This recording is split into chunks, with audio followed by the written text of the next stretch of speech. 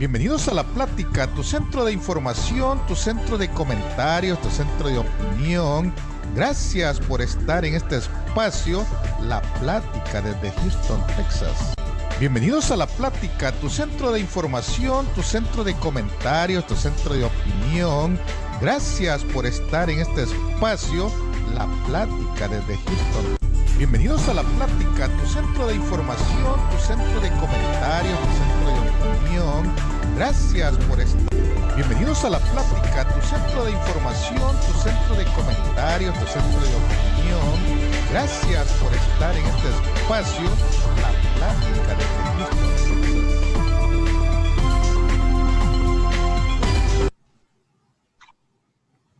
Bienvenidos a La Plática, tu centro de información, tu centro de comentarios, tu centro de opinión. Gracias por estar en este espacio, La Plática desde Houston, Texas. Bienvenidos a La Plática, tu centro de información, tu centro de comentarios, tu centro de opinión. Gracias por estar en este espacio, La Plática desde Houston.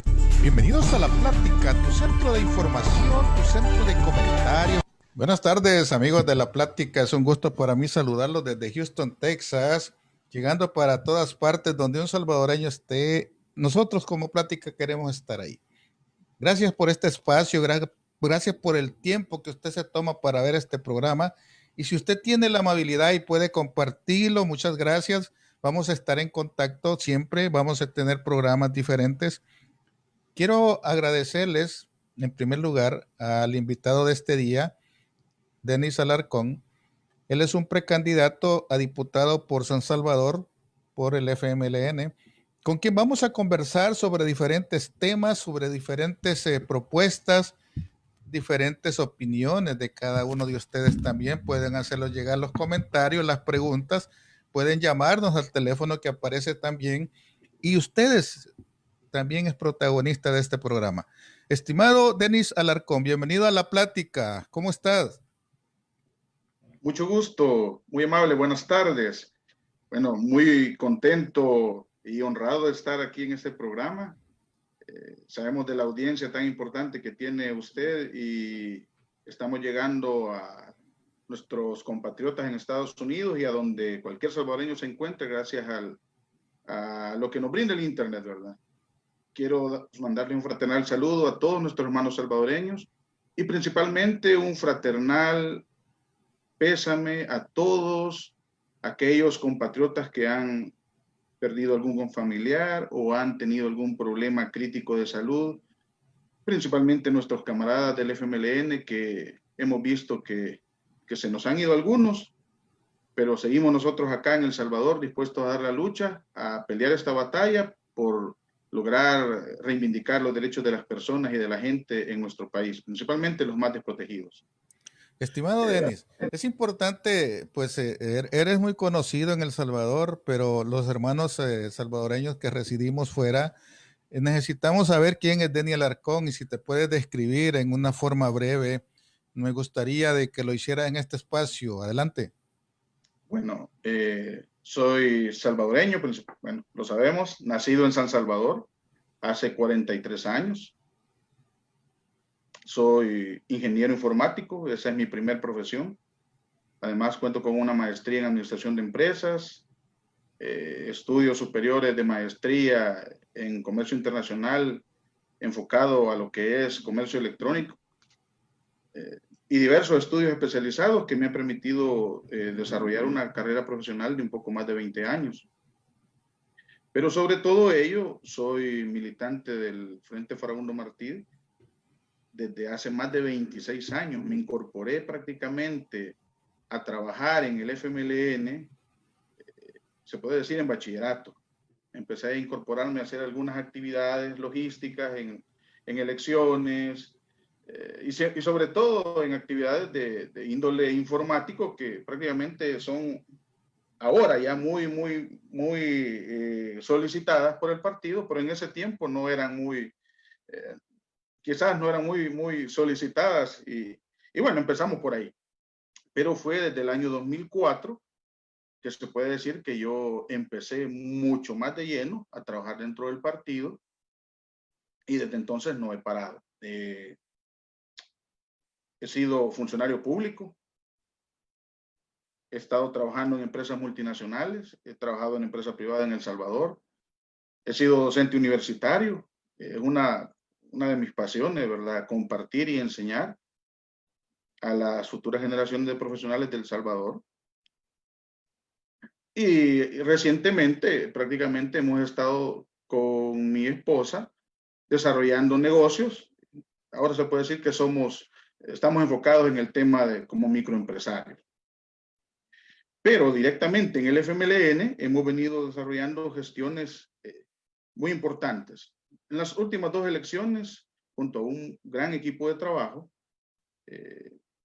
desarrollamos lo que era nuestro Sistema Nacional de Transporte, una herramienta incorporando un sistema de información geográfico que en tiempo real nos comunicaba cómo se iba desenvolviendo la movilización del votante a los centros electorales, a los centros de votación, y otras plataformas que le han servido a nuestro gran partido para volverse más robusto y hacer una gestión mucho más moderna. Territorialmente, milité principalmente en la ciudad de Santa Tecla, y en los últimos años que he estado trabajando más que todo apoyando a la dirección del partido, independientemente de quién esté a la dirección del mismo, he estado colaborando con todos los compañeros cuando ha sido requerido el aporte que yo he podido brindar. Y lo hemos estado haciendo de manera permanente.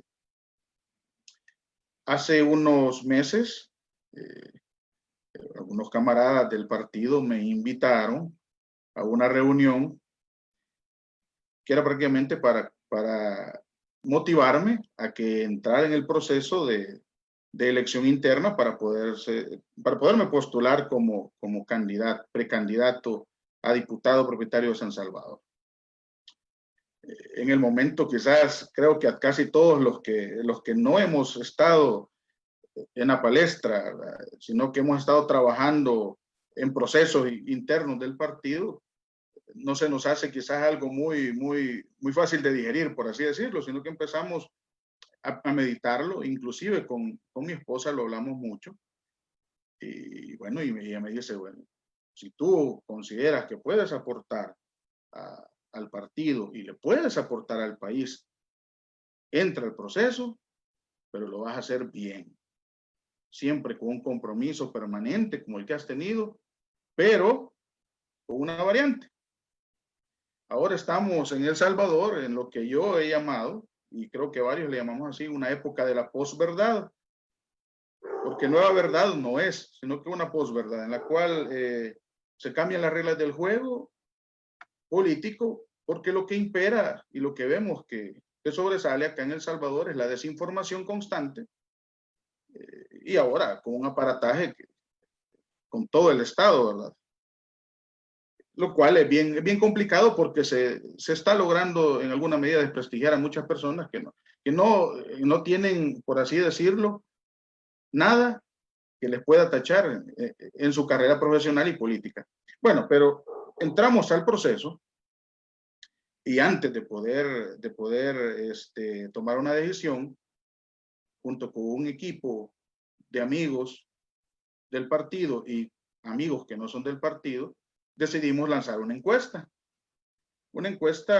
a personas que se identificaban en las redes sociales. Ya a esas alturas ya estábamos en pandemia, por lo tanto era bien difícil poder acercarse a las personas, ¿verdad?, directamente, así que lo hicimos a través de las redes sociales, en los cuales fuimos encontrando diferentes resultados que apuntaban precisamente a eso, a que se quería otra clase de funcionarios con mucha más vocación, con capacidades técnicas especializadas para responder a una sociedad que necesita muchas cosas, sobre todo un equipo de profesionales, y hablo de profesionales no necesariamente con un título universitario, sino que gente que conoce su trabajo y que sobre todo con una calidad humana, con ética, y que asuma el compromiso para poder enfrentar las adversidades y bueno, y a un gobierno que está con una embestida neoliberal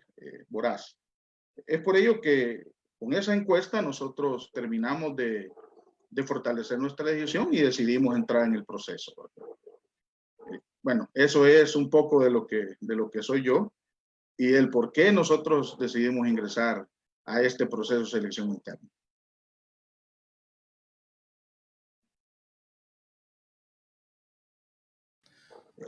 Hay algo que quiero saber, por ejemplo, mucho se dice en los medios, mucho se dice en el corrillo, en las redes y en todo eso, que el FMLN es un partido que no tiene mucha aceptación, dados los resultados del año 2019.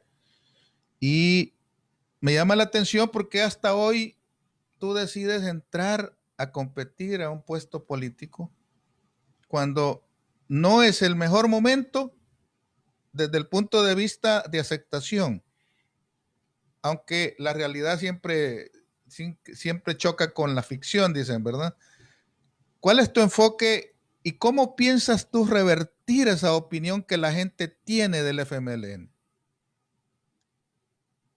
Desde luego, hay muchas versiones y posiciones encontradas respecto a eso. Evidentemente, los resultados no fueron muy favorables en las elecciones pasadas, ni en las anteriores, en la elección de diputados. Hubo una disminución del caudal de votantes, muchos de ellos, voto que había sido del FMLN, se orientó a otro instituto político. Tiene mucho que ver ese resultado por algo que esta misma encuesta que le comentaba nos arrojó, y es que primero la percepción del votante acerca del funcionario electo, pero también no solo el votante, digamos el no militante, sino también nuestro militante, ambos, no estaban percibiendo esa cercanía de nuestros funcionarios públicos hacia ellos. Y entonces me dirán, bueno, pero este no es el mejor momento. Desde luego que no lo es. No obstante, con las últimas acciones que se están dando en el país, creo que ya aquel votante que prácticamente, como nosotros lo hemos llamado, había sido encantado con el canto de sirenas, se ha dado cuenta de que en realidad aquel que consideró un gobierno de las mayorías, un gobierno para las mayorías, ha salido mucho más neoliberal que los gobiernos anteriores que tuvo Arena. Por lo que nosotros vemos eso como una posibilidad, pero no tanto eso. Vamos a ver. Muchos, y con todo el respeto que yo le tengo a los demás compañeros que se han postulado, muchos dicen, vamos a recuperar tu confianza, pero no dicen cómo. Inicialmente estas elecciones internas son para el votante nuestro, para nuestro compañero, camarada, para que pueda decidirse por qué postura es la más conveniente. Y por lo general nosotros hablamos acerca de queremos rectificar, que es necesario rectificar, volver a nuestros principios, vivenciarlos de una manera objetiva y precisa, no solamente comentarlo. Entonces, algo fundamental que yo considero que para recuperar la confianza, primero de nuestro militante y segundo del votante, es establecer planes concretos. Decir qué es lo que vamos a hacer. Quiero comentarle de que desde que iniciamos este proceso, empezamos a diseñar unas propuestas para poder brindarle una oferta al votante que fuera coherente con los principios que nos identifican como miembros del FMLN, pero también que son que responden a las necesidades de nuestros habitantes, de las clases más desposeídas. Recordemos que en El Salvador, vamos a ver, solamente el tejido empresarial se mueve en la informalidad, según las encuestas, más del 60%, casi el 70%. No hay condiciones económicas favorables. y así un abanico de situaciones y de necesidades que se convierten en esos elementos fundamentales que la sociedad necesita respuesta. De nada me sirve venir a hablarle bonito y decirle, mire, yo soy revolucionario y yo me identifico con las mayorías, si yo no le digo a usted qué es lo que yo pretendo hacer. Principalmente, no sé si vamos a poder compartir la pantalla. Claro, puedes hacerlo. Ok. Principalmente, les comento, antes de plantear las propuestas y mostrar las propuestas, nosotros hemos diseñado, digo nosotros con mi equipo de trabajo, diseñamos lo que nosotros hemos llamado las 4 bases éticas o de conciencia moral. ¿Qué es eso? Sobre esas 4 bases se fundamenta nuestra postura para poder decir, mira, si no tenemos esas 4 bases, va a ser muy difícil ejecutar cualquier plan, cualquier propuesta legislativa, porque requerimos de un soporte suficientemente sólido para poder decir de que el ciudadano, muchos le llaman el ciudadano de a pie, pero no necesariamente el ciudadano de a pie, sino que el ciudadano logre obtener beneficios concretos a corto plazo. Y vamos a ver, ¿qué es lo que requerimos nosotros principalmente? Identificar a los cuadros, antes de plantear las bases, identificar a los cuadros que realmente están convencidos de que quieren ser un funcionario diferente.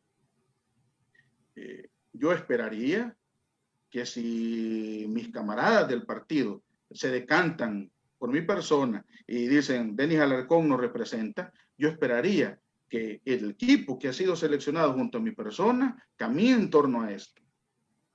Ya he hablado con algunos compañeros candidatos a diputados, por ejemplo, nuestro compañero Damián Alegría y el compañero Vladimir Chanchán, por ejemplo. Hemos dialogado y hemos visto muchos puntos en común y efectivamente coincidimos y decimos, mira, es que necesitamos urgentemente un tipo de funcionario público diferente, un tipo de empleado público diferente.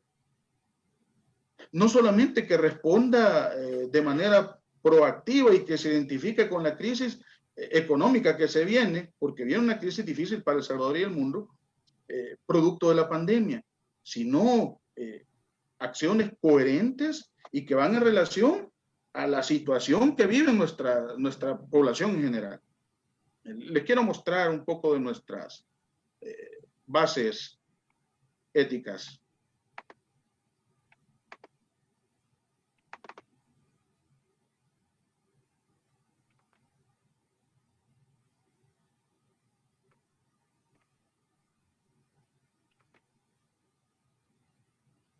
Creo que se mira muy bien, ¿verdad? Sí, se ve bien. Se logra apreciar, muy bien. Vamos a ver, las bases éticas son, como le mencionaba, ese soporte para poder garantizar que se cumpla con la propuesta que más adelante le muestro. Vamos a ver. El compromiso que yo asumo con la militancia es que esto va a ser empujado por mi persona, principalmente con con el equipo de demás compañeros que sean electos este futuro domingo, y posteriormente empujarlo en la asamblea para que vamos a ver si es cierto que estos que hasta han estado diciéndole dipurratas y esa horda de personas que han estado criticando la labor de los diputados, vamos a ver si es cierto y pueden afrontar un compromiso para poder asumir estas bases para un tipo de funcionario y diputado diferente. Principalmente, no más privilegios para ningún diputado y empleado público por ley. Se habla mucho de los seguros, de gastos médicos para los diputados y para la Asamblea Legislativa, pero tampoco, bueno, se habla de eso, pero no se habla de que instituciones como CEPA y de otras instituciones del Estado, del Ejecutivo, también disfrutan de este tipo de privilegios que no los disfrutan en otros ministerios. Yo estuve en un ministerio fui funcionario público, como les mencioné, estuve a cargo del área de tecnología informática de una institución y allí no se tenían ese tipo de privilegios. Entonces, ¿por qué unos empleados públicos disfrutan de un tipo de privilegio y otros no? Estamos viviendo situaciones difíciles que todos requieren de afrontar con responsabilidad y decisión para hacerle frente a la situación que viene. Entonces, se acaban los privilegios, pero los privilegios no basta. Y digo no basta porque ahí en el tema de que diga un compañero, no, yo sí ya renuncié no, es que no basta con renunciar. No basta con renunciar. Debemos abolir ese tipo de privilegios. Debemos abolirlos. Por lo tanto, se acaban esos privilegios, seguros médicos, la gran cantidad de exorbitante de colaboradores.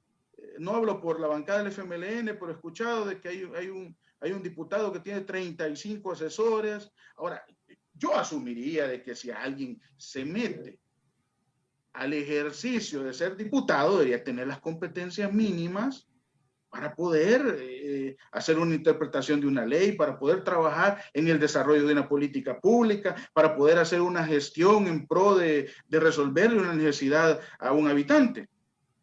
Por lo tanto, se acabe esa contratación exorbitante de colaboradores. Y esto va en relación a una base que ya la voy a explicar. No más vehículos, teléfonos, combustible. Si un diputado necesita movilizarse a una oficina de la Asamblea, de acuerdo, que utilice el vehículo de la institución, pero que después regrese y se vaya con su vehículo a su casa.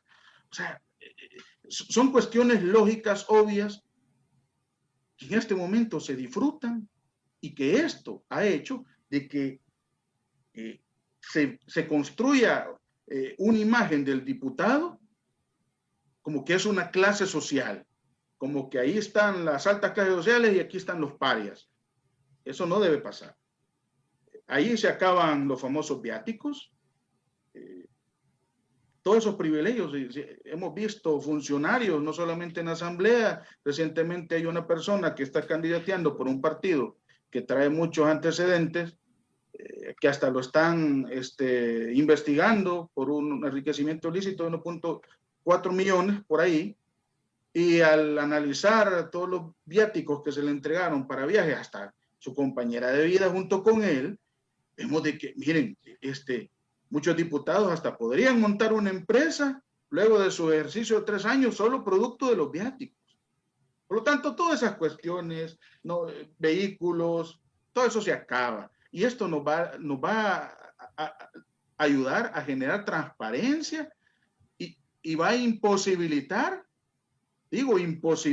que una persona tenga la idea de que se va a perpetuar en el cargo y a vivir del Estado. ¿Por qué? Porque ya no se va a volver atractivo.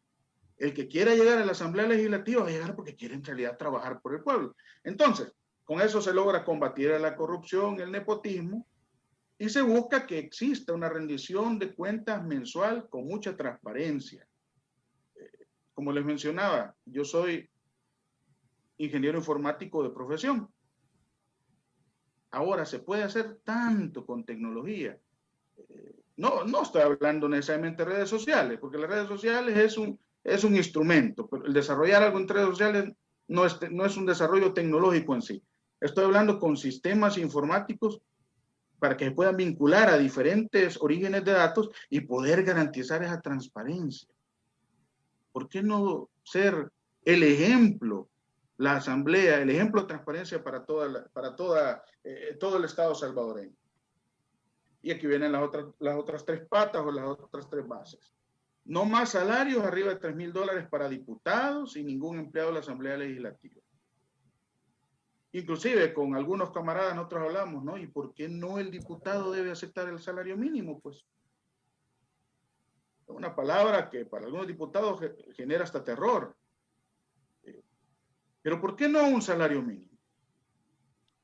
Nosotros entendemos de que hay muchos compañeros que básicamente son asalariados y que en llegar a una posición de esta necesitan un salario. Habemos otros que como nos dedicamos a pequeños negocios, a nuestras empresas, no lo vemos como una necesidad del tema del salario. Pero por lo tanto, es muy importante establecer un techo del cual no debería de pasar. Y hablo no solamente de la asamblea. Vemos por ahí directores de empresas de gobierno, $7,000. Vemos por ahí asesores ad honorem de $8,000. Información que se ha ido recabando gracias a la denuncia pública y gracias a la participación de la sociedad. Entonces, ¿de dónde, perdón, una pregunta, ¿de dónde saca los $3,000? bien, hemos, ok, esto es bien interesante. Si nosotros empezamos a definir, vamos a ver, el trabajo de un diputado, el trabajo en comisiones, es un representante del pueblo, y por lo tanto en muchas oportunidades se tiene que movilizar porque existe una ley que después de ciertas horas usted ya no puede utilizar un vehículo del Estado, pero aún así él tiene que ir a hacer trabajo territorial y él por lo tanto tiene que pagar debería pagar su teléfono móvil. Entonces requiere de algunos insumos económicos para poder solventar su estilo de vida y para poder ejecutar el trabajo legislativo de la manera más idónea, pues. En vista de que vamos a suprimir y pensamos que se supriman y queremos que se supriman todos aquellos privilegios anteriormente mencionados, consideramos que el top, no necesariamente hablo de $3,000 como salario, no, ese es el tope de toda la planilla, de todos los empleados públicos del Estado. Aquí hay mucha tela que cortar, podría ser menos. Hablando con algunos funcionarios de instituciones públicas que estuvieron anteriormente, muchos decían, si un salario para alguien que está en un puesto de decisión en empresa privada, $2,500, hasta es muy bien pagado. Actualmente un diputado propietario gana $4,000 o algo, me entiendo yo, y si es de la directiva gana un poco más, pero yo lo vería, bueno, digo, si existe algo que tú le llamas, o yo le llamo, mejor dicho, costo de oportunidad, si una persona renuncia a ejercer su trabajo fuera y se postula y gana una diputación, lo justo para mí sería que esta persona como mínimo gane lo que dejaría de ganar en el caso de que estuviera fuera. Y si no estará trabajando, si no tiene ningún ingreso, el último salario que tuvo sería como una base, porque hay personas, no me dejarás mentir, que incluso vienen de estratos muy populares, le llamo yo, ¿verdad? Que a veces tienen incluso un salario abajo de $1,000. Así es. ¿Ya? Sin embargo, llegan a la asamblea y llegan de un solo y ganan $4,000. Uno, uno dice, bueno, y yo, si soy profesional en informática, si no soy diputado, puedo estar ganando fuera unos $5,000 Sí. o $3,000. ¿Para qué quiero yo irme a meter a la asamblea a ganar menos de lo que ya gano? ¿Va? ¿Me explico? Es decir, la persona que quiere servir no lo va a hacer por el salario. No debería, no debería hacerlo por lo que le van a pagar, ¿va? Sino que por el trabajo que va a desempeñar. Por eso nosotros planteamos, vamos a ver, pero si quieren mantenerse los privilegios, ¿por qué no entonces asumir el salario mínimo? Si me van a dar viáticos, me van a dar transporte, me van a dar teléfono, entonces ¿por qué no asumimos el salario mínimo? Un obrero calificado que está en el sol todo el día trabajando, está devengando un salario de $450 máximo. Entonces, hay algo crítico aquí en El Salvador, que se llama desigualdad.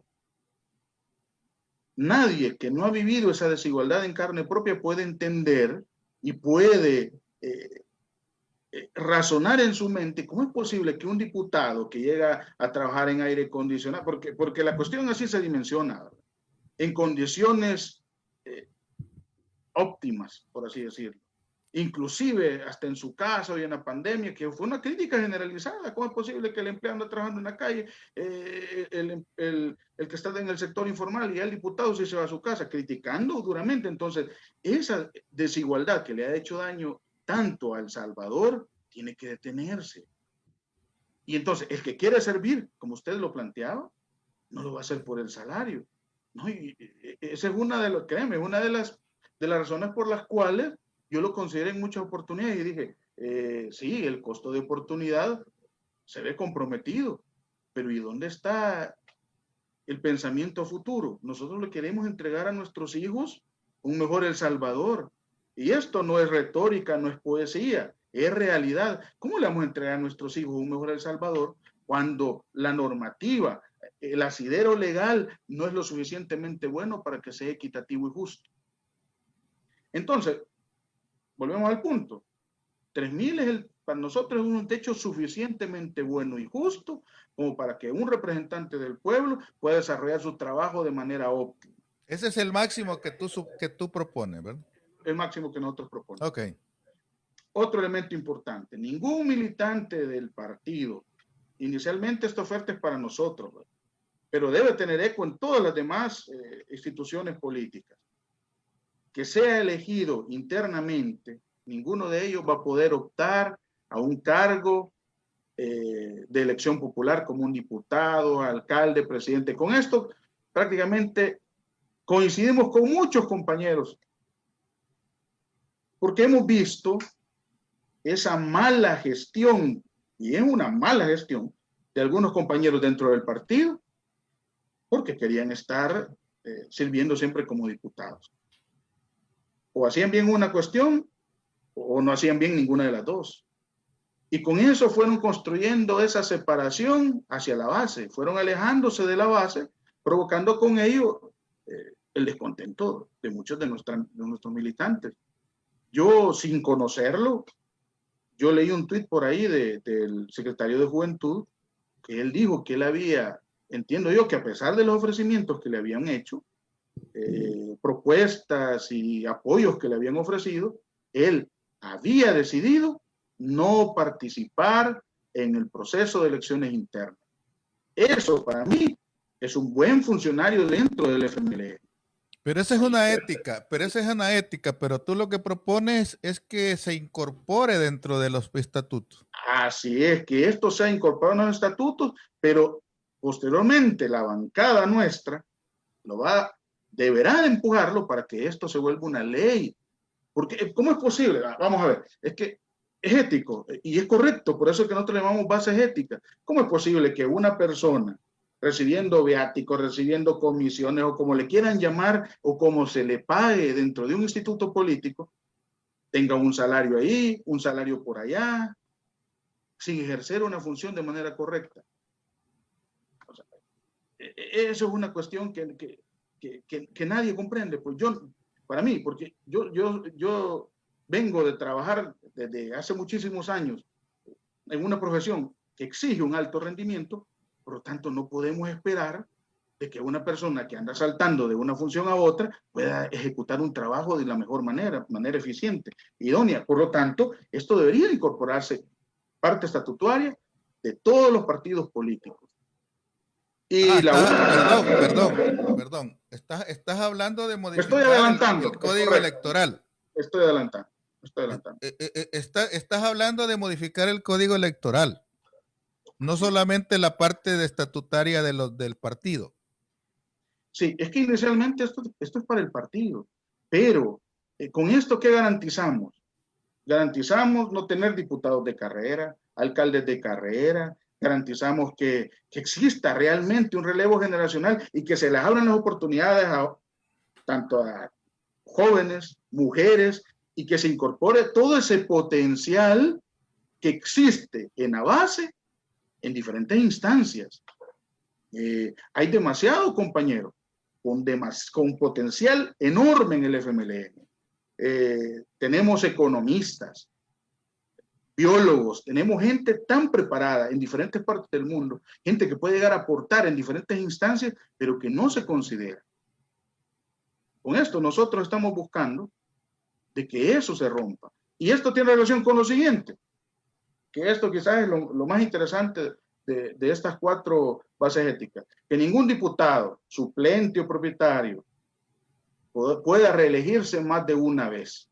Es decir, que solo puedan ejercer su rol de diputados lo más 6 años. ¿Por qué? No 3. Alguien me dijo, no, ¿y por qué no 3? Sí y no, le digo. Sí es correcto porque consideramos de que lo mejor es que existe esa renovación permanente en la Asamblea Legislativa con esos cuadros de gente capaz. Pero también hay procesos que son un poco más largos y consideramos de que en 6 años cualquier propuesta legislativa puede desarrollarse. Pero pero eso no debería ser únicamente para el partido, creo, ¿verdad? Es correcto, es correcto. Esto se ha planteado directamente para el FMLN, pero lo que nosotros buscamos es que esto se convierta en una ley. Que es increíble, mira, Denis, es increíble que yo pueda todavía creer que diputados como Francisco Merino ya se hicieron eternos ahí y nadie lo saca. Donato Vaquerano, ¿quién es más? Un montón, hay gente que se jubila ahí. Hay gente que ahí se jubila, Parker incluso. Una diputada que pasó ahí, creo que 21 años y ahora es alcaldesa y va por el segundo o tercer periodo. Entonces, tenemos gente que prácticamente se vuelve y ahí empleado, se vuelven empleados de la asamblea. De la asamblea. Entonces, ahí tiene razón la gente, el pueblo, el militante, de estar descontento con estos cuadros. Yo respeto mucho la capacidad, la experiencia que ellos han acumulado en todos estos años, porque la experiencia, por eso se llama experiencia, se acumula con el tiempo y con las decisiones y afrontar las consecuencias de nuestros actos. No obstante, considero de que no es correcto que una persona se vuelva hasta prácticamente un activo humano dentro de la asamblea. No. Es con esto que buscamos nosotros, garantizar un auténtico relevo, estar pensando en la educación de las bases del partido, en la formación, en buscar a los jóvenes más idóneos para que ellos que están realmente cimentados en los principios y estatutos del partido puedan hacer propuestas concretas para beneficiar a las personas. Te quiero hacer una pregunta, una pregunta, Denis. Yo siempre he tenido la curiosidad por saber, en El Salvador no existe ninguna escuela, no existe en ninguna parte donde haya formación de alcaldes, por ejemplo, como requisito, por ejemplo, para poder optar a un cargo, debería rendir un examen en alguna escuela especial donde lo formen en cuestiones de municipalismo. Segundo, no existe formación, no existe escuela de formación para alguien que quiera ser diputado. No existe nada académicamente hablando. Y todos llegan a aprender y en la primera elección lo único que hacen es llegar a figurar, a modelar, así como la Milena Mayorga o alguien similar, sí, que no hacen nada. En la primera gestión lo que menos hacen es trabajar. Pareciera de que están hechos como para empezar a trabajar hasta en la segunda, así como los alcaldes, hasta en la segunda reelección comienza a verse el trabajo de ellos, porque en el primero llegan a aprender. Entonces, ¿qué tal si dentro de las propuestas hubiera que para ser diputado debe cursar X horas de preparación? Y eso sería ideal, porque de lo contrario siempre vamos a tener ese costo de aprendizaje que le resulta muy caro al país. Así es. No, y no solamente los diputados. Si nosotros vemos, el Ejecutivo es un desastre en este momento. Prácticamente llegaron y es lo que por eso decimos, la posverdad. Vivimos en la época de la posverdad. Documentos avalados, auditados por Corte de Cuentas, por terceros que garantizaban resultados, los están cuestionando. Y prácticamente desechan tanto proyecto muy bueno que estaba desarrollado y prácticamente están llegando a aprender. Y eso pasa en la asamblea. Y ese costo, ¿verdad? Cuando uno hace una inversión en un proyecto, uno calcula diferentes variables, ¿verdad? Para determinar si es beneficioso. Y vemos que esa inversión que está haciendo el pueblo a veces no está garantizando los resultados que necesitan. Ok. Esto va encaminado precisamente a ello. Bueno, el FMLN sí cuenta con institutos de formación política, cuenta con diferentes escuelas a lo redondo del Salvador que le ayudan al militante a formarse. Pero antes, eso debe ser. No, mira, a ver si me explico. Si hay una ley que obligue que para que usted sea diputado tiene que cursar X cantidad de horas en alguna institución, pero no de su partido. Estamos hablando de que académicamente debería alguien tener una preparación mínima. Por ejemplo, que le hagan un examen para ver si conoce la Constitución, por lo menos, pues, para que no cometa las burradas del presidente. Es decir, estamos hablando de la necesidad que se tiene de hacer un cambio, pero arriba, en las leyes, donde se le diga, mire, usted quiere ser alcalde, ok, adjunte el certificado que ha cursado las 100 horas de municipalismo. Si no, no puede postularse. ¿Me explico? O sea, esa parte es tan necesaria, así como te has desempeñado en la empresa privada y sabes que para obtener un cargo no puedes hacerlo solo porque eres chero de alguien, sino que tienes que pasar una prueba hasta del polígrafo si es necesario. ¿Me explico? Entonces, ¿qué tan difícil es implementar en la asamblea desde la parte legal? Pues eso estaría quitándole derechos a las personas, ¿verdad? Pero estaría puliendo a los futuros funcionarios. Garantizando que el funcionario esté cualificado y calificado para el cargo. Y no tener esos desfiles de modas, tener a esos diputados que uno le llega a hacer un planteamiento y desconocen totalmente el tema legal, la parte de la ejecución, reglamentos, etcétera. Mira, algo tan simple, Denis, que ni siquiera pueden leer. Eso yo lo he escuchado. Hay diputados que les dan a que lean un decreto y ni siquiera lo pueden leer. Es decir, yo entiendo de que no todos tenemos a veces cierta preparación. Yo entiendo que a veces hay personas que no les entran los números, pero no puedo aceptar que alguien no tenga la capacidad mínima de por lo menos saber leer y escribir, ¿va?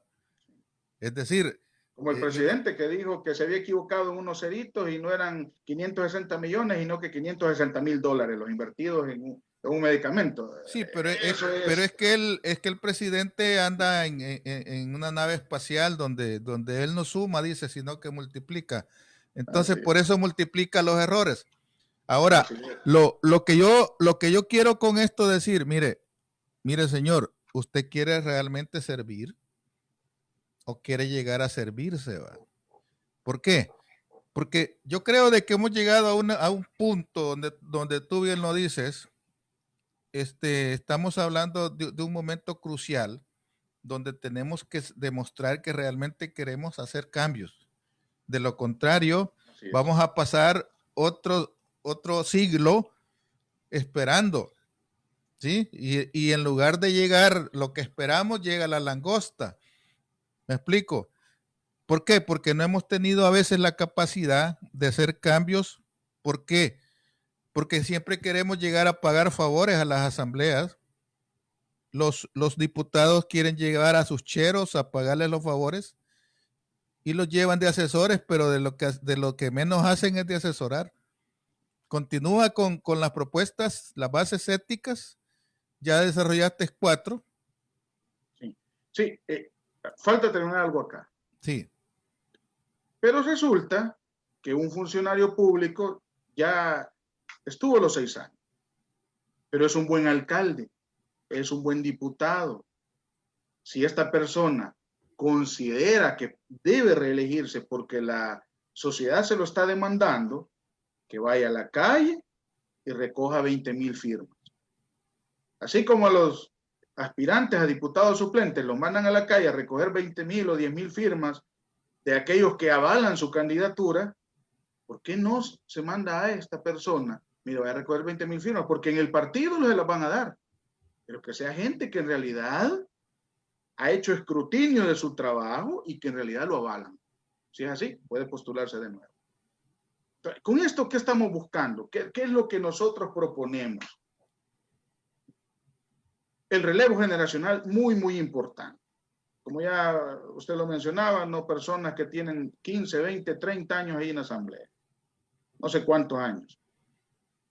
Garantizar la formación de los cuadros. Y al final, si esto se empuja como una ley, nosotros vamos a garantizar tener diputados más cualificados. Y los que se van a andar postulando a ser gente que realmente quiere servir al pueblo. Yo le dije a un compañero, mira, yo no tengo ningún problema, volviendo a la base anterior, de que a mí me pagaran el mínimo. Yo lo asumo, si cuento con los recursos, porque yo quiero servir. Yo tengo hijos pequeños y yo quiero dejarles a mis hijos un mejor país, donde tengan las condiciones de vida para sus hijos, no dejarles un país depredado. Entonces, con esta propuesta, base ética, ¿y por qué le llamamos base ética? Porque aquí lo ético en El Salvador, somos un país tan pobre que todo lo que lo traducimos en cuestión de dinero, ¿verdad? Y es lo que la gran mayoría de gente anda buscando y es lo que resiente el pueblo, ¿verdad? Bueno, habiendo conocido las bases, nosotros hemos elaborado una propuesta y si estas bases se impulsan, pensamos que hay garantía de cumplimiento a un 100%, porque las personas que estarían en asamblea tendrían un compromiso moral con el pueblo, real con el pueblo. Y aquí vienen los ejes. Esto se ha elaborado con la información recabada de diferentes profesionales, no solo del FMLN, sino que cercanos al proyecto, y es una propuesta realmente desafiante para una nueva legislatura. Estimamos que a pesar de que va a tener una fuerte representación de derecha, vamos a ver, bueno, a pesar de que es de derecha, vemos que es una derecha populista. Vamos a ver si esta propuesta les hace clic a toda la asamblea y vamos a ver si realmente estos diputados que dicen ser representantes del pueblo, vamos a ver si en realidad lo son. Nuestros ejes son económico, fiscal, político, servicios ciudadanos y medio ambiente. 6 propuestas en el tema económico. Perdón, ¿hasta qué horas tenemos? No, sí. Sí, ok. La primera es una cuestión de principios propios de nuestro partido. Oponernos de manera férrea a cualquier asocio público o privado que no nos demuestre de manera rigurosa los beneficios, principalmente sociales, para su ejecución. Hemos visto una situación lamentable que la están disfrazando con manejo de operaciones de una institución centenaria que prácticamente se le ha cedido en sus operaciones a un consorcio israelí hecho en un estado de excepción, un negocio en excepción.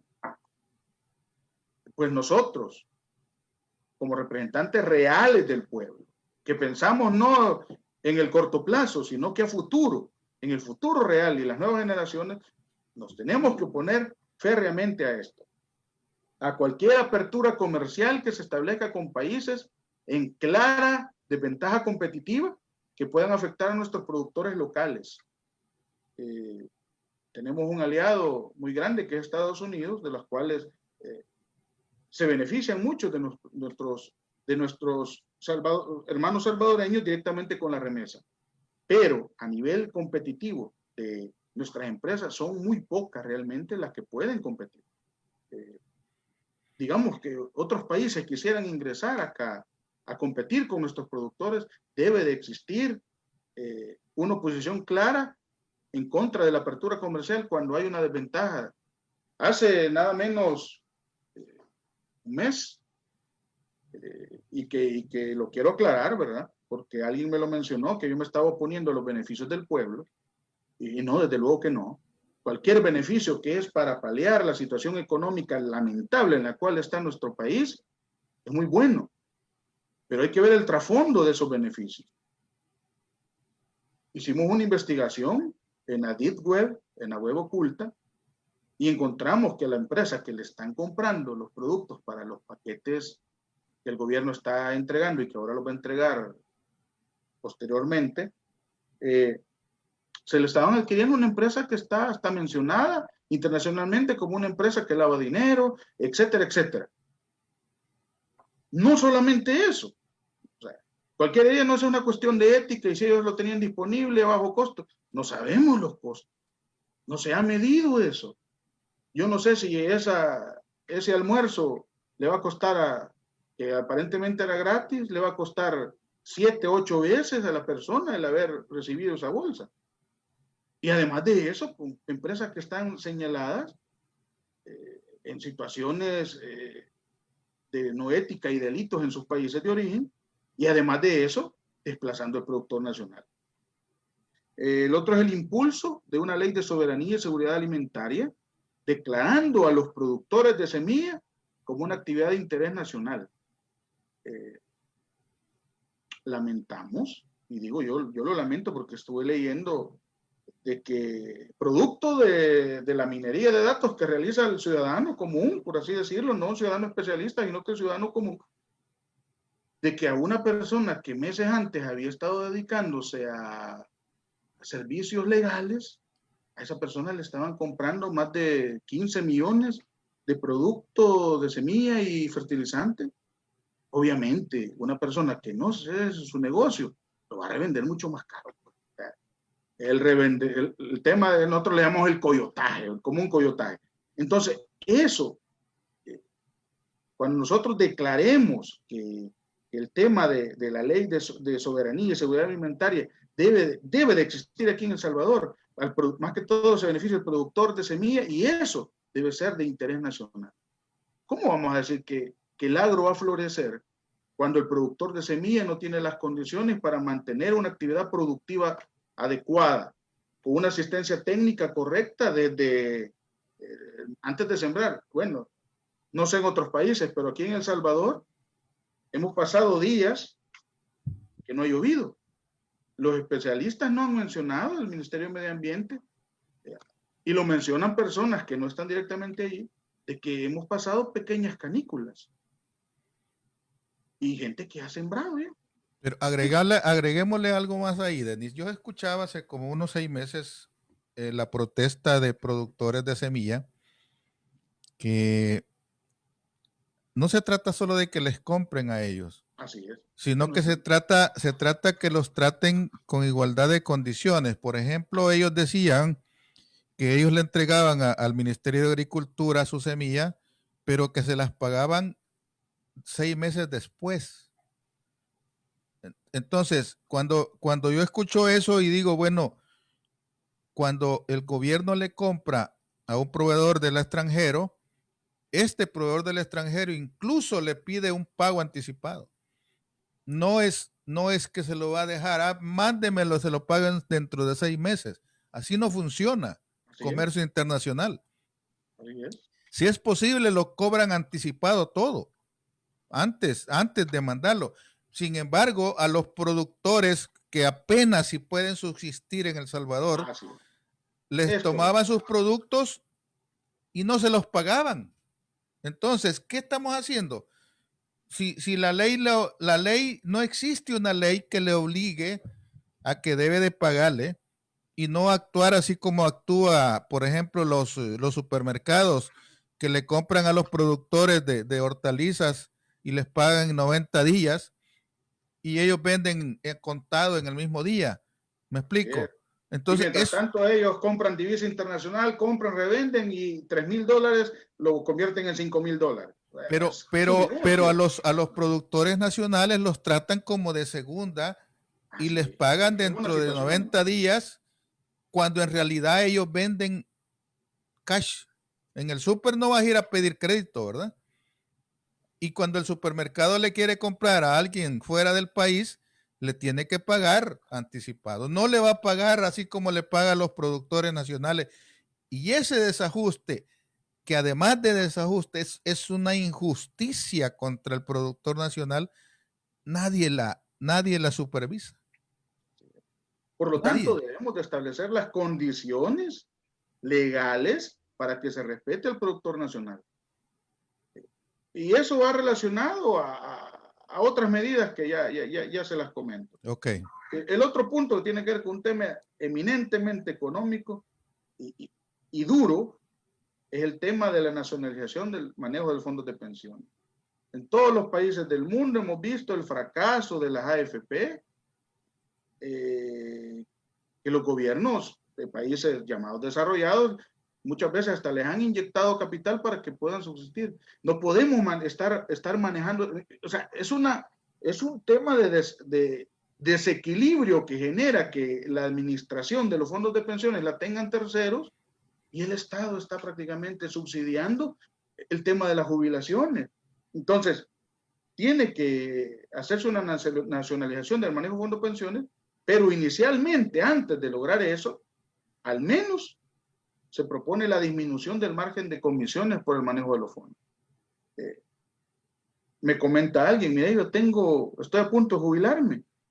He estado trabajando en una empresa privada durante cerca de 28 años y como todavía no tenía la edad, porque empecé trabajando bien joven y me he mantenido en esa empresa, a pesar de que he ido escalando, hacer el cálculo, me están proyectando una pensión menor del 40% de lo que yo gano actualmente.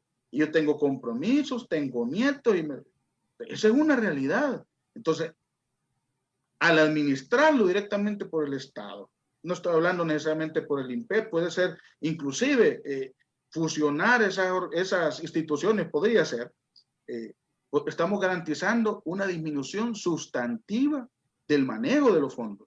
Entonces, y ya no tendríamos que estar pagando el que en teoría va a disfrutar de esa pensión, no tenemos que estar pagando estas altas comisiones que actualmente dan. Bueno.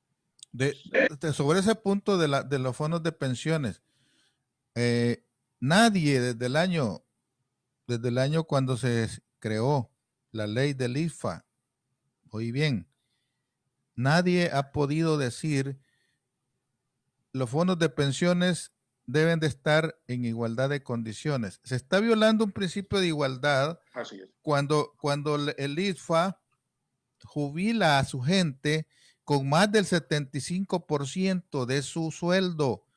Es decir, hay gente que incluso tiene hasta el 100% cuando tiene más de 25 años de servicio. Sin embargo, a un profesor, a un policía que no cotiza al IFA, a ellos les pagan la pensión mínima de 240. ¿Me explico? O sea, no existe esa igualdad. No existe la igualdad en el sentido, pero nadie en la asamblea se atreve a tocar ese punto de decir, mire, por lo menos equiparemos al IFA, ¿verdad? Porque el IFA es un ente que está feliz de la vida, pues. Imagínate que te pensione con el 100% del salario, ¿quién se va a quejar? Pero no, y las demás leyes eso, no, los demás fondos no. Sí. Entonces, esa parte no la quieren tocar, ¿verdad? Así es, ¿no? Y además de eso, hay personas que se jubilan y siguen devengando salarios onerosos en el Estado y ahí se encuentran. Son situaciones que están generando un desbalance y mira, hay mucha gente. En la asamblea tenés militares que están pensionados y al mismo tiempo son diputados. Son diputados. Almendares y Vargas, va. Antes estuvo Cifrido Ochoa, ¿te acuerdas, va? Gente que ha estado dentro de los cargos de la asamblea, incluso llegan como asesores que son jubilados de la Fuerza Armada, están recibiendo una pensión del 100% y siguen trabajando en la asamblea ganando sueldo. Esa parte nadie la quiere tocar. ¿Por qué? Porque si estamos hablando de querer arreglar la casa, ok, está bien, el FMLN quiere arreglar la casa, pero la gran casa se llama El Salvador. Y ahí es donde estamos mal. porque hay que arreglar todo ese rollo de las pensiones, pero corte parejo, no vamos a empezar. Sí, mira, pero es que ese fondo de del IFA mejor no lo toquemos, va. Y ahí está el gobierno con 34 millones al año que tiene que sacarlos de donde sea. ¿Por qué? En primer lugar, el IFA ya no tiene dinero para pagarlas y es el Estado el que tiene que pagar ahora. Imagina qué bonito. ¿Y de dónde sale ese dinero? De lo que usted y yo pagamos de IVA, Sí. de renta, de ahí sale. Entonces, ¿qué más podemos hacer sobre eso?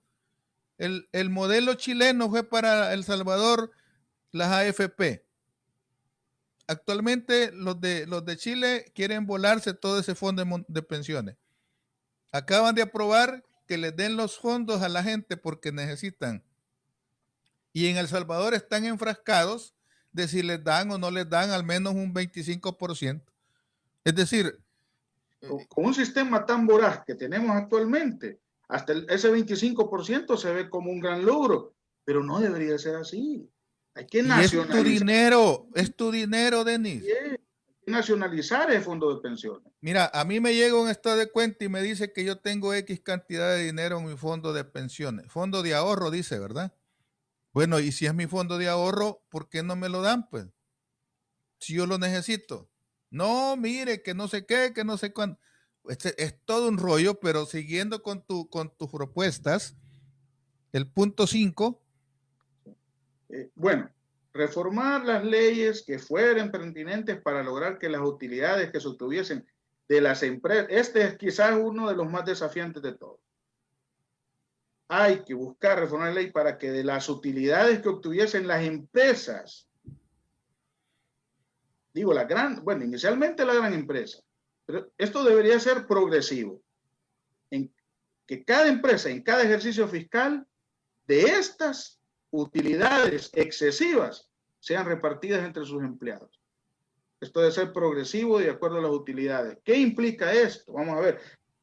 Muchas empresas dicen, no, mira, si nosotros hacemos responsabilidad social corporativa, la famosa o responsabilidad social sí, empresarial, la famosa RSE, y que hasta doctorados y cursos, y bueno, parte de la formación que me dieron hablaba mucho de eso, probablemente como 60 horas de responsabilidad social corporativa, pero a la larga vemos el trasfondo, que eso simplemente es compartir unas pequeñas gotas de rocío de las grandes cantidades que están recibiendo las grandes empresas.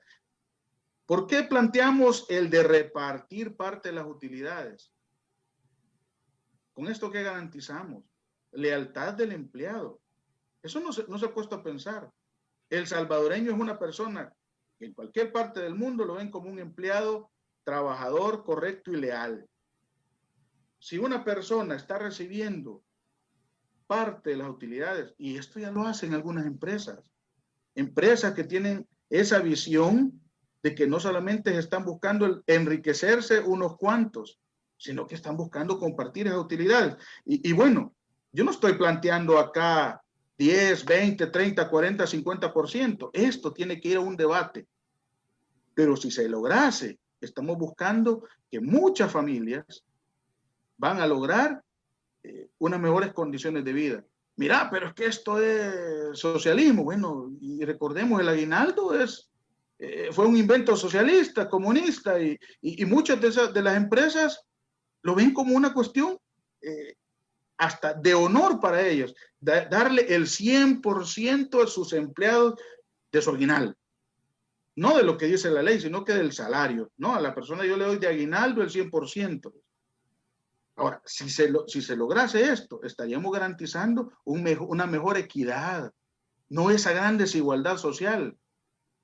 Hasta por ahí circulan hasta, a mí no me gusta mucho verlo, pero ese sí me llamó mucho la atención, un meme que circula por ahí, que está una persona y le dice al patrono, jefe, qué hermoso su Ferrari. Y viene el patrono y le da una palmada en la espalda, no sé si ya lo ha visto, y le dice, siga trabajando fuerte para que el próximo año me compre el último modelo.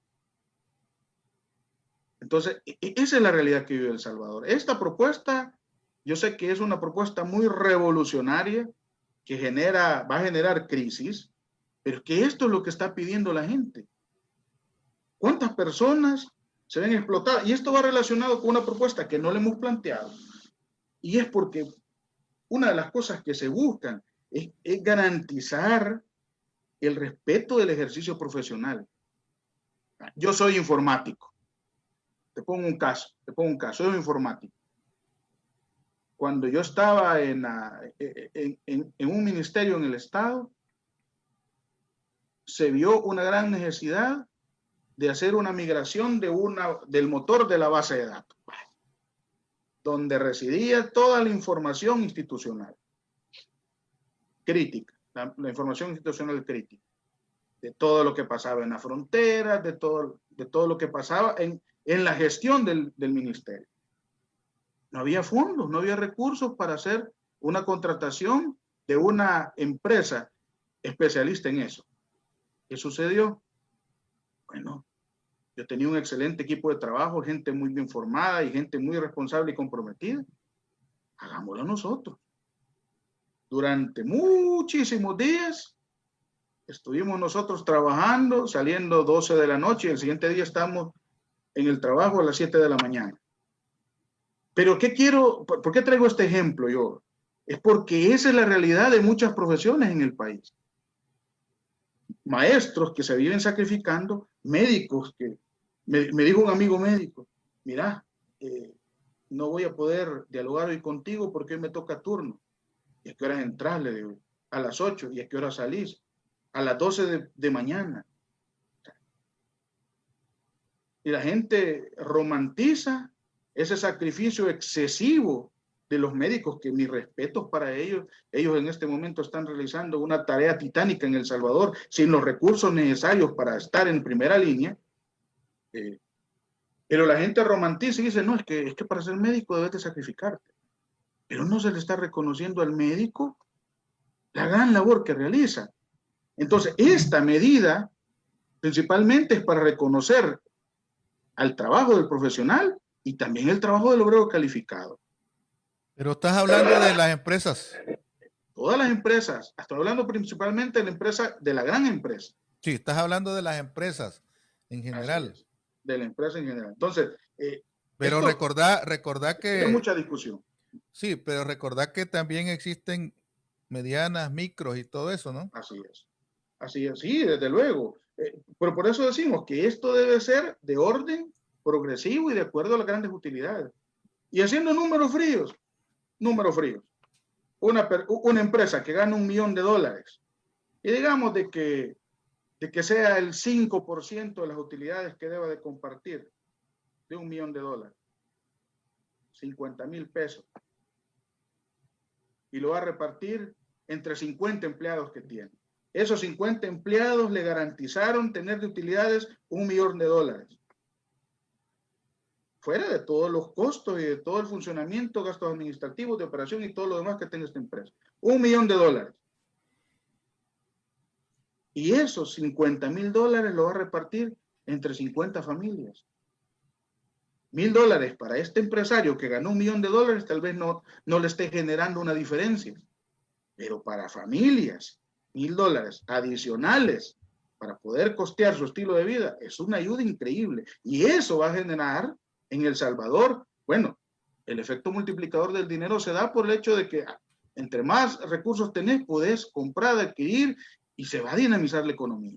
Eso, muchas empresas en diferentes partes, incluso aquí en Estados Unidos lo hacen, destinan un porcentaje de sus utilidades, pero eso es como una iniciativa personal y no una imposición de gobierno.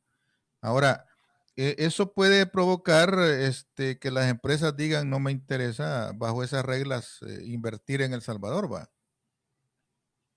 Podría, pero otras empresas, las empresas que tienen el enfoque humano y que sobre todo andan buscando, bueno, compromiso, calidad, entonces esas empresas lo garantizan teniendo un empleado leal. ¿Y cómo vamos a garantizar que aquí en El Salvador es increíble? Bueno, yo trabajo en el tema de tecnologías y yo hago mucho outsourcing, contrato muchas personas y por el tema de que como son proyectos, ¿verdad? y tengo personas de planta trabajando conmigo.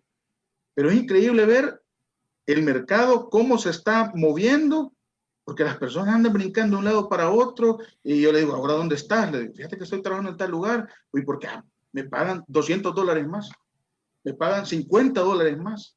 Y yo, ¿por qué te fuiste? Porque aquí por lo menos me reconocen el combustible. Entonces, vivimos unas condiciones económicas tan desfavorables en El Salvador que esta medida puede garantizar que las empresas, ese empleado, recordemos de que un trabajador, las empresas responsables invierten, lo capacitan, lo forman, y las empresas van a decidirse a arriesgar a perder mano de obra calificada, no lo creo. Entonces, este talento humano, la mejor manera de conservarlo es así, brindándole, bueno, y no solo para tener mano de obra calificada, es porque con esto se dinamiza la economía y las mismas empresas se ven beneficiadas porque hay más personas demandando sus servicios, porque tienen la capacidad de adquirirlos. Entonces, vos sabés que la tendencia en El Salvador, incluso la tendencia es trabajar con personal a contrato. ¿Sabés que esa es la tendencia que va? Ese es el objetivo que persigue el gobierno liberal de El Salvador.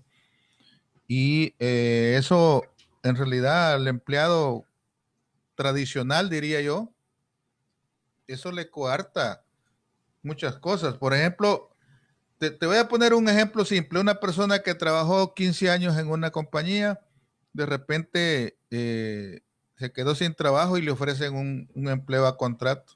Pero mira, aquí lo único que va usted a trabajar va a ser un outsourcing, 10% de renta, más nada, sin prestaciones de nada. Sin prestación de ningún tipo. Y todo lo que ella acumuló para su pensión, eso quedó en el olvido.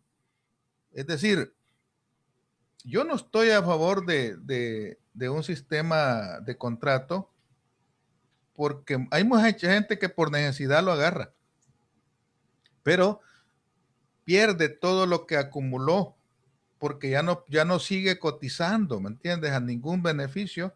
No le pagan aguinaldo, no le pagan vacaciones, si se va o lo despiden, no lo indemnizan. Todos esos derechos laborales de los salvadoreños no están protegidos. Adicionalmente, lo que tú dices es de trabajar mucho en el tema laboral. Yo creo de que es importante. Ok, ¿continúa? Bien, vamos a ver. Y esta es la última propuesta del eje económico, es una propuesta que hasta allá la trabajamos nosotros. Y tiene que ver con impulsar la legislación para la regulación del mercado de vivienda. Un mercado que actualmente es muy, muy desequilibrado. Aquí en El Salvador se ha convertido más que en un derecho, o sea, mejor dicho, han convertido un derecho en una mercancía. Esta propuesta que nosotros hemos desarrollado, digo desarrollado porque, insisto, la desigualdad nos ha causado tanto daño a nivel de toda la sociedad en general como a nivel del partido. Es lamentable ver, lamentable que a estas alturas sigan viviendo muchos salvadoreños en vivienda precaria, lo que mal llamamos las zonas marginales en El Salvador. Hay muchísimos lugares de vivienda precaria. Ahí tenemos obreros calificados, pero viviendo en vivienda precaria. Y muchos dicen, no, hombre, es que al salvadoreño le gusta vivir así, pero no es cierto. Y yo le digo aquí a mis compañeros del FMLN, a los que han estado en un puesto de dirección, y lo digo porque a mí nunca me lo han pedido. Nunca me han pedido, mira, desarrollarnos un sistema que haga tal cosa. Jamás me lo pidieron. Nadie que estuvo en la dirección. No sabemos, no tenemos un registro en el partido que nos diga cuántas personas del FMLN, cuántas familias de militantes del FMLN viven en vivienda precaria. No lo tenemos. No digamos la gran inmensa mayoría de salvadoreños. Casas que no tienen ni 70 metros cuadrados, cuestan 60, 70 mil dólares. Una casa que tiene un patio más o menos grandecito, 100 mil dólares. Entonces, vemos que este tema, que es un derecho, se ha vuelto el negocio más grande en El Salvador.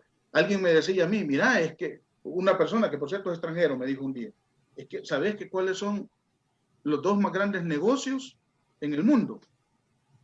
Es todo lo que tiene que ver con concretos y el tráfico de drogas. Y el concreto todavía más, me dijo. Ay, ¿por qué? Porque el tema de la construcción es lo más especulativo que existe. Vos ves una casa bonita y si te gustó y tenés la capacidad de comprarla, tal vez la casa, construirla, costó 20 mil dólares, pero si vos tenés la capacidad de pagar 200 mil, te la van a vender en 200 mil dólares. Pues entonces, a raíz de eso, y como para mí, a mí me resulta incómodo ver que alguien dice, sí, nos hemos equivocado, pero hoy vamos a hacer las cosas diferentes. Pero no dicen ni siquiera cómo, pues, sino que solo hacen algunos, y estoy hablando de todos los partidos en general, sino que hacen unas obras cinematográficas muy bonitas, pero ni siquiera están planteando una alternativa de solución a un problema grave. Esto, una respuesta al tema de la vivienda, nosotros en esa encuesta que levantamos con este equipo de personas que me están apoyando, mostraban tres condiciones críticas para el salvadoreño que le preocupan grandemente. Y por eso se construyeron las propuestas. Uno era el tema de la canasta básica, que ya las otras propuestas que hemos planteado responden a eso. Otro era el alto costo de la vida, más allá de la canasta básica, estudio, etcétera, etcétera. Y para eso se diseñaron estas propuestas económicas. Y el otro, el tema de la vivienda, el no acceso a la vivienda. No existe una política de vivienda. No hay una política de vivienda que en realidad le permita al salvadoreño decir, mira, yo ya he trabajado 3 años, ya tengo derecho a tener una casa. Pues, bueno, mucha gente se muere y no la ha terminado de pagar. Entonces, la propuesta que nosotros tenemos es una propuesta que tiene mucha relación. Bueno, para empezar, es un proyecto muy viable, es viable. Y tiene una estrecha relación con la protección del medio ambiente, y esto tiene un impacto social de manera permanente. Esto es un problema no solo en El Salvador, sino que en casi todos los países que nos han llamado tercermundistas. Es el acceso a la vivienda, vivienda digna, vivienda de calidad. Pues bueno, con esto lograríamos inclusive dinamizar la economía de una manera increíble. Pero para eso nosotros necesitamos tener las condiciones legales, el asidero legal, para que pueda ejecutarse. Hay muchos temas importantes en tu propuesta. Yo la tomo, la voy a analizar bien, pero por cuestiones de tiempo si no vamos a poder desarrollar todos los ejes, ¿verdad? Sí, no voy a poder, pero voy a terminar con esta que es muy importante. Sí, cómo no. Esto cualquiera me va a decir, le está dando tips al inquilino de casa presidencial, pero no sabemos que él no quiere hacer eso. Solo un dato importante. Me hablaban de que hicieron el inventario de 120 casas dañadas por el tema de la tormenta que azotó el país recientemente. 2 tormentas tropicales, 120 casas dañadas. Primero hablaban de 5.7 millones que iban a invertir en esas casas. Andaban en casas más o menos 40 mil dólares. Pero ahí dijeron, miren, no, hoy son 7.2 millones. Casas arriba de 60 mil dólares. Cuando se vio un diseño por ahí en internet que lo quitaron rápidamente porque dijeron, estos se van a reír y van a entender que es una gran estafa, una gran farsa. Eran unos diseños tan, pero tan básicos que con la propuesta que nosotros hemos desarrollado, ese tipo de vivienda no costaría ni 17 mil dólares.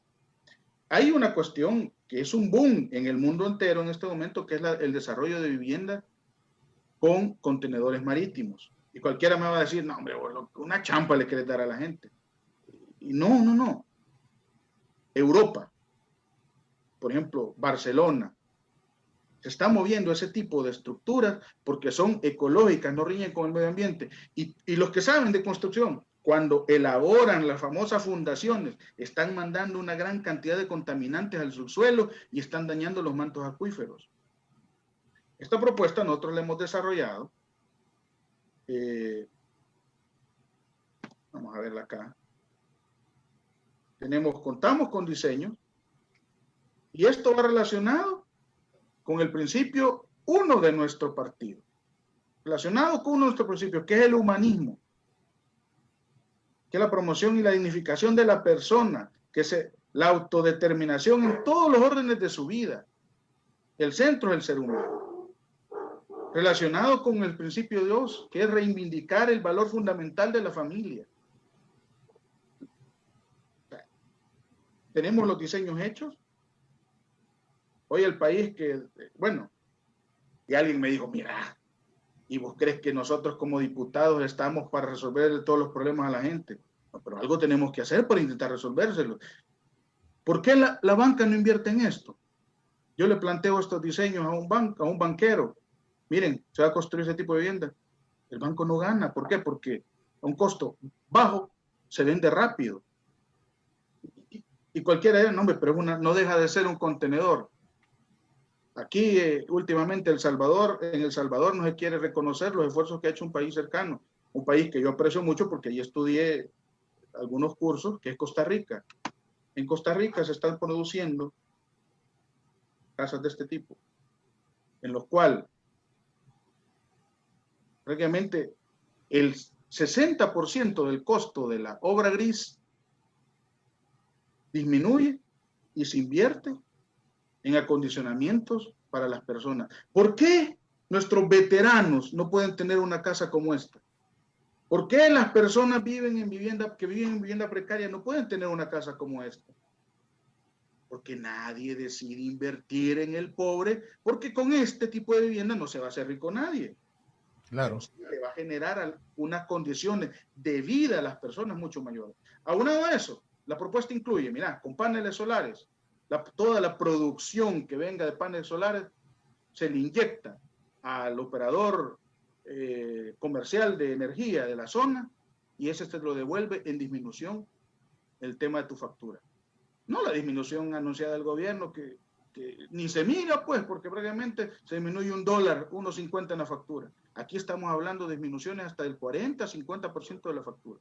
Un tipo de vivienda que, bueno, está hablando hasta para la clase media. Pero ¿por qué no se ha hecho? Condiciones como esta. ¿Saben cuándo? No sé si esta casa de 2 niveles en estas condiciones, hechas en Costa Rica, valoradas en $19,000. Piso de madera,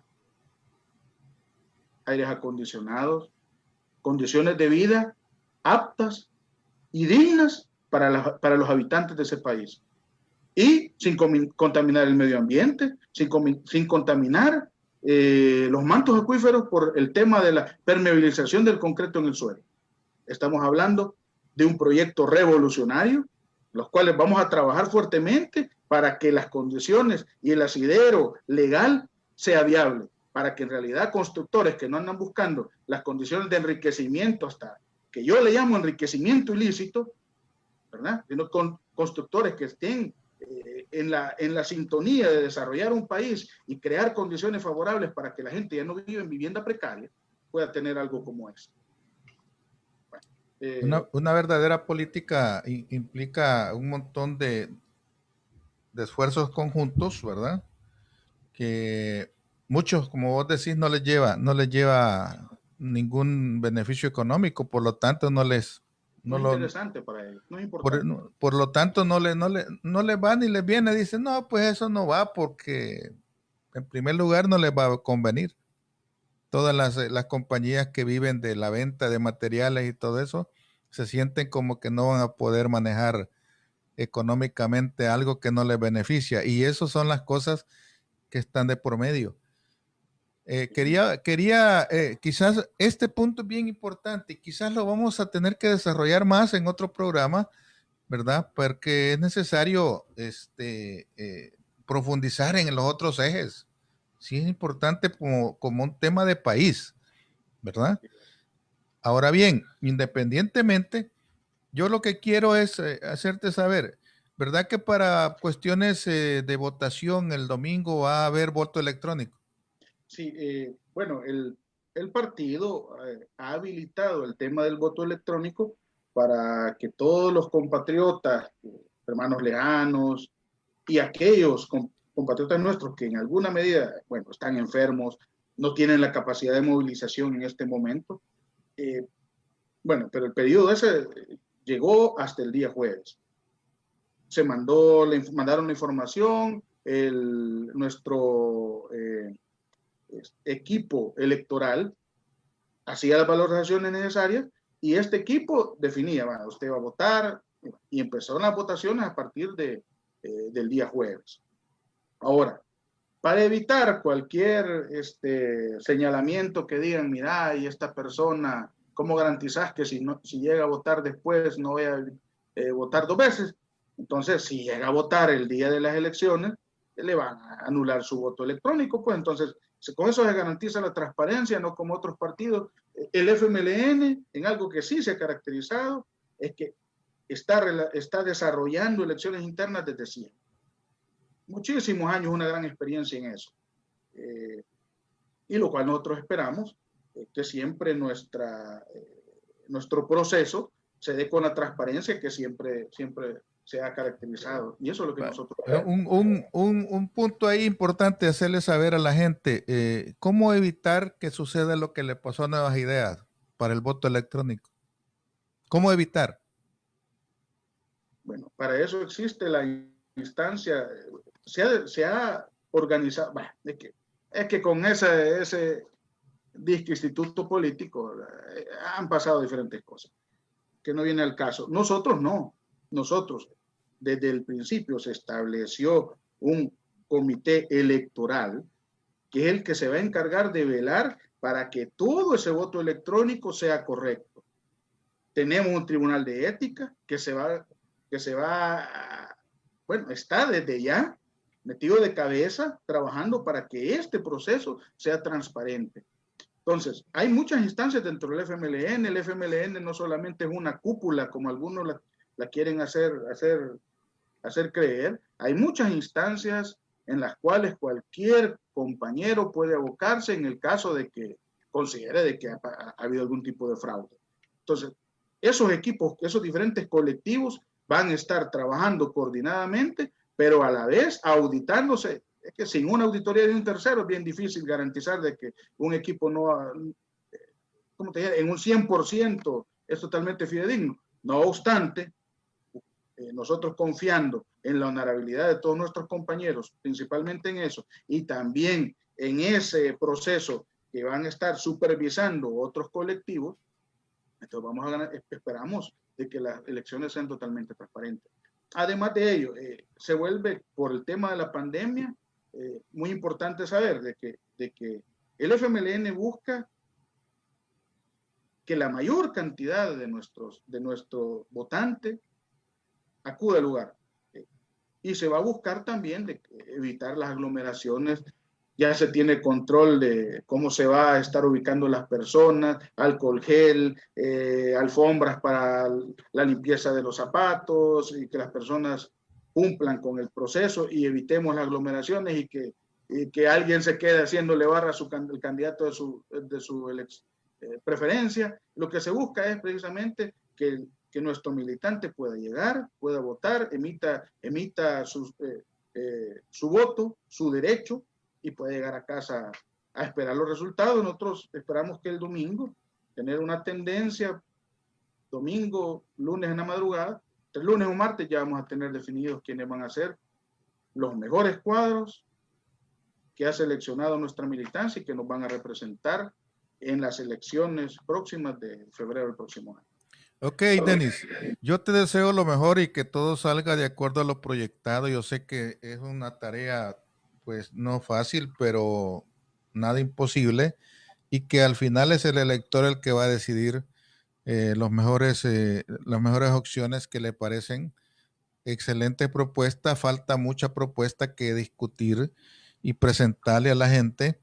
Para mí fue un gusto que estuvieras en este programa y te dejo este espacio abierto en primer lugar, para que te despidas de la audiencia y en segundo lugar, para futuros programas que podamos hacer en conjunto. Agradecerles la audiencia, agradecer el tiempo que han estado escuchando las propuestas.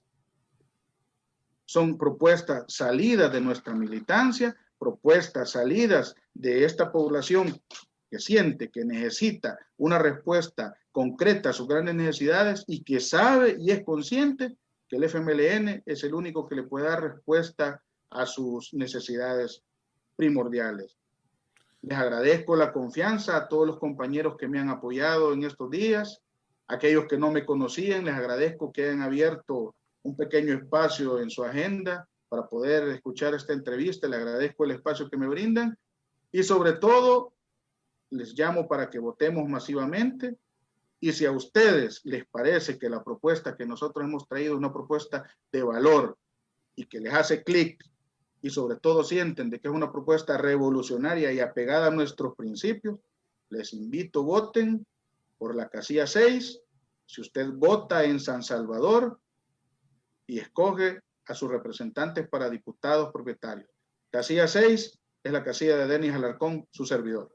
Entonces, cuando una persona que vive en cualquier parte del mundo y se afilió, es parte del padrón electoral del FMLN, puede votar por ti, Denis. Si su DUI es de San Salvador, ¿verdad? Si está, lo que sucede es que en la base de datos del partido está el municipio en el que tú militas. Entonces, si alguien milita en San Salvador y su DUI es de San Salvador, entonces él efectivamente va a votar en San Salvador. Entonces puede votar por mi persona. Aunque vive en Maryland, vive en Houston, ¿verdad? Esperamos contar con tu voto. Excelente. Vive en Houston, en cualquier país del mundo donde viven, pero si su DUI es de San Salvador y ha militado en Salvador, perfectamente puede hacerlo. Es importante una nota que me llegó que hasta las 3 de la tarde del domingo va a estar habilitado para poder votar por voto electrónico. Ah, excelente. Hasta las 3 de la tarde. Me acaba de llegar una nota. Y eso para las personas que votan, que están fuera del país, que solo lo pueden hacer por medio de voto electrónico y que son parte del padrón electoral. Hay una serie de pasos a seguir para poder votar, que el sistema los va guiando, ¿verdad? Solo entra a fmln.org.sb, ¿verdad? Así es. No es una cuestión compleja. En lo personal, yo no estuve involucrado en el proceso de desarrollo, lo digo desde ya porque hay personas que pueden hasta crear cosas sin fundamento, pero según la información que a mí me ha llegado, es un sistema bastante amigable, que no hay donde perderse, donde el militante le va a aparecer, si usted vive en San Salvador o si usted está registrado en San Salvador, le va a aparecer esa lista para que pueda escoger a los diputados que sienten que lo representan y que llevan las mejores propuestas para el militante y para la población en general. Algo que yo siempre he dicho, miren, como FMLN nosotros no somos una isla. Y lo que es bueno para el militante del FMLN es bueno para todo El Salvador. Por lo tanto, las propuestas que llevamos para el partido son las mejores y son las idóneas para que este país mejore en sus condiciones. Y yo estoy plenamente convencido, ya que son propuestas realizadas con el apoyo de muchas personas calificadas y que son personalidades en su área. Solo puede votar por una persona, ¿verdad?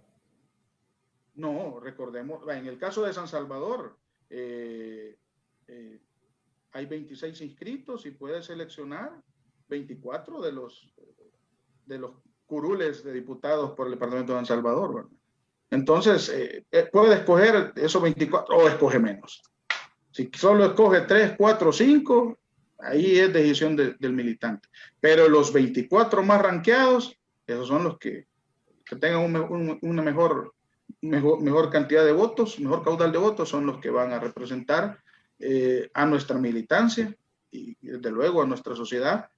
Y el más votado va a ser el que va a aparecer en la casilla 1 en la papeleta ya en las elecciones del próximo febrero 2021. O sea, una persona que va a las elecciones internas por primera vez y vos le decís, mire, aquí hay 30 candidatos, puede marcar los 24 nada más. Puede marcar los 24. En el caso de San Salvador en particular, son 24 curules. Él puede escoger máximo 24. Igual, bueno, para los suplentes son 24 curules suplentes. Ahí solamente hay 25 inscritos, pero siempre no se puede pasar de esa cantidad. Excelente. En los otros departamentos así varía. La cantidad de curules así van a ser la cantidad de los que puede escoger.